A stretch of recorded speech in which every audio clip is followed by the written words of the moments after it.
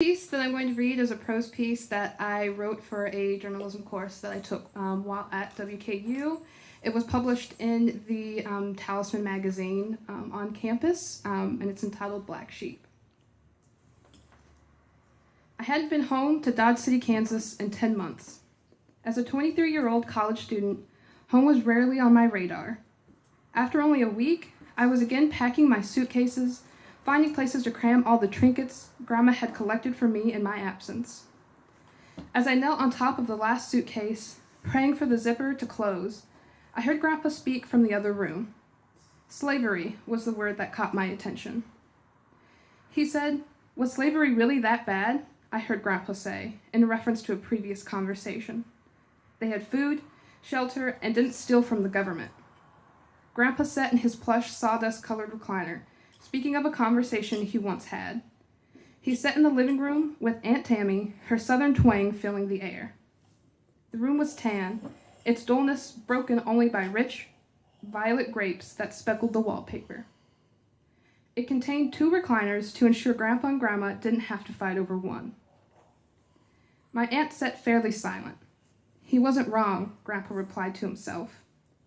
My body trembled with shock. I was hurt. No one else was home, mostly out running morning errands. I felt trapped.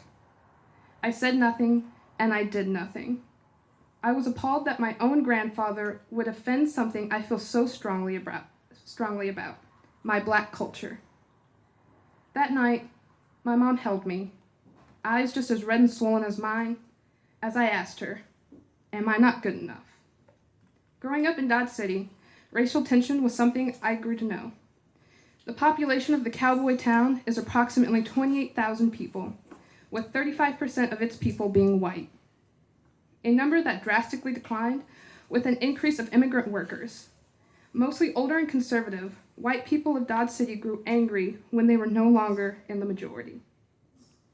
Being a single white mom with a half-black child was almost a sin.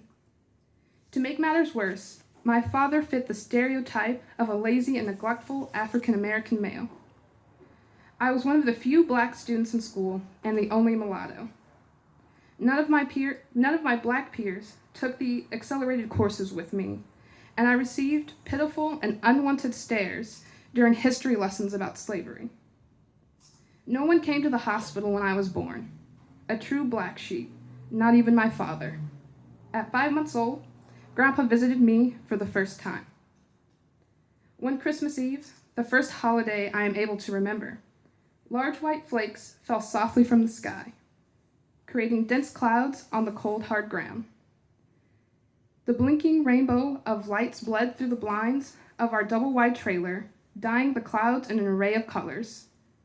Mickey Mouse, our unconventional angel, swiveled on top of the tree as the smoky fluff of a cat swatted at the black ballerina figurine that dangled daintily from the plastic pine. As the clock struck midnight, we opened our gifts and placed Santa's cookies and milk by the fireplace. Mom swept me into her arms, prepared me for bed, and tucked me in tight.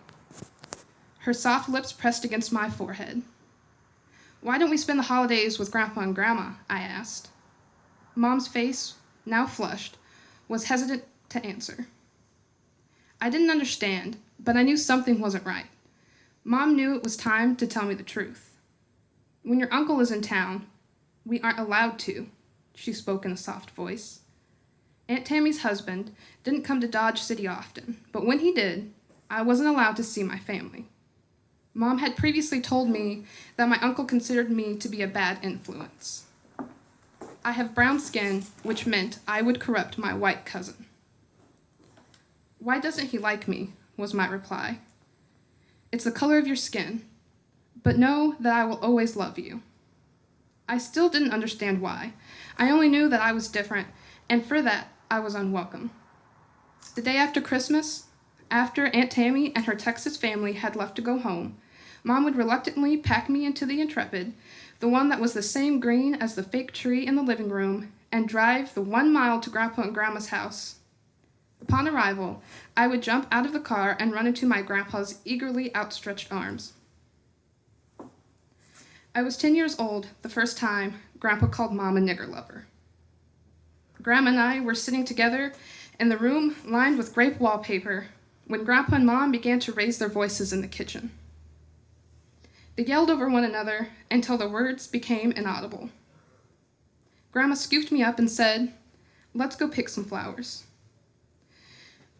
Grandma was always angry when I picked her flowers, but today she asked me to. I was hesitant to pluck her perennials from the loosened ground. It wasn't normal.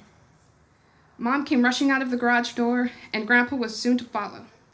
She came to me, eyes flowing and face red, and swept me away in the car. "You're a nigger lover," Grandpa said. It was a name he would never call me, that sharp N-word that for some reason stung me in the heart. But it was a word that I would be called time and time again, at daycare, on the playground, and by people I once thought of as family friends. It hurt, and after asking my mom what this word meant, I feared that Grandpa thought I was a nigger too. At the age of 13, Grandma decided we were to take family pictures. As with every summer in my childhood, my skin darkened, transitioning from a sweet caramel to a silky milk chocolate. We took the pictures to appease Grandma, and with Aunt Tammy and Cousin Becky included. When the pictures were developed, Grandma hung them on the wall. Standing back, looking at my family, I didn't recognize the people that sat before me in these pictures. There I was, blending into the shading of the background, standing with this group of white people who looked nothing like me. I had always known that I was different, but it had never been so apparent. Mom had blonde hair and blue eyes, a true German. Aunt Tammy and Cousin Becky had sleek, straight hair. All had pure white skin, and I was dark. My hair was in tight, unruly curls, and my eyes were as dark as night. I was 18 when I met my uncle for the first time.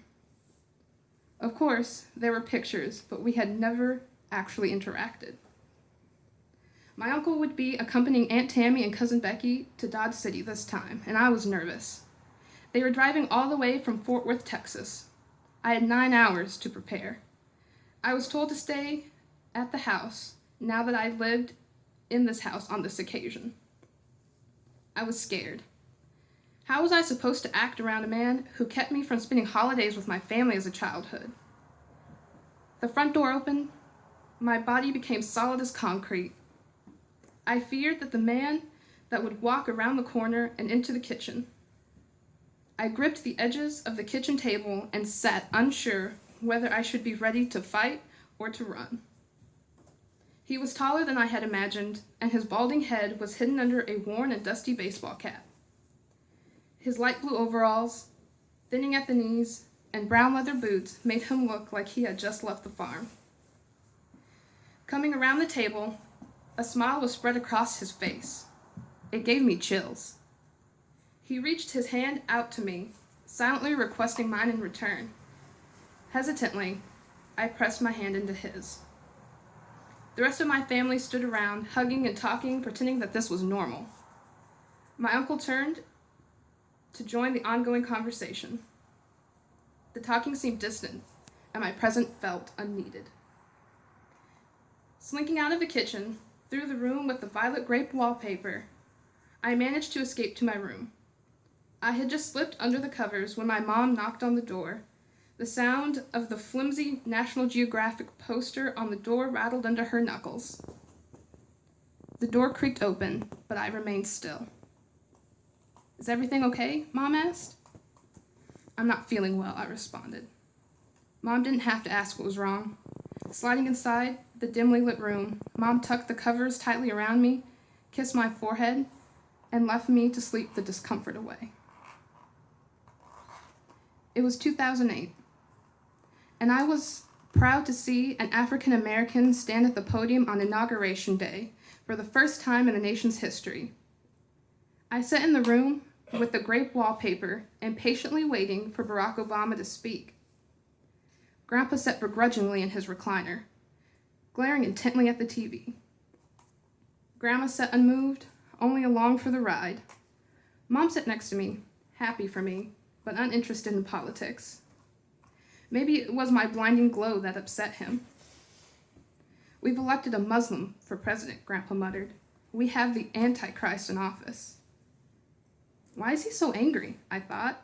Grandpa had always been a Republican, but I couldn't help but feel as though his stiff body language, wrought with tension, and his scoff at every word from the lips of the president weren't directed at the Democratic Party. Grandpa, like many other white citizens of Dodge City, was displeased with having a black president. To Grandpa, Obama was a nigger, and he was no good for this country. I was overwhelmed with anger and disgust. I wanted so badly to shake him awake, to snap him back into reality. I'm black too, you know. Instead, I sat sunken into the rough, flowered couch, silent and struggling to remain intact. I was 22 years old, and Mom had been denying police brutality, a growing epidemic in our nation. If they would just cooperate, she always said. A year after Mom preached her denial, another shooting would take place. Alton Sterling of Baton Rouge, a black citizen, was brutally shot to death by police on July 5, 2016. He deserved it, Grandma said. Why are black people such bad people? Mom, her face now rosy red, was hesitant, contemplating how her words must have resonated in my brown ears.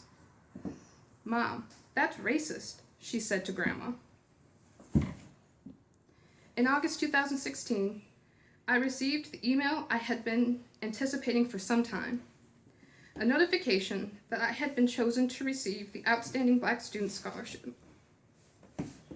Not just an outstanding student, an outstanding black student. This was the first moment I would cry, proud of my own brown skin. Thank you.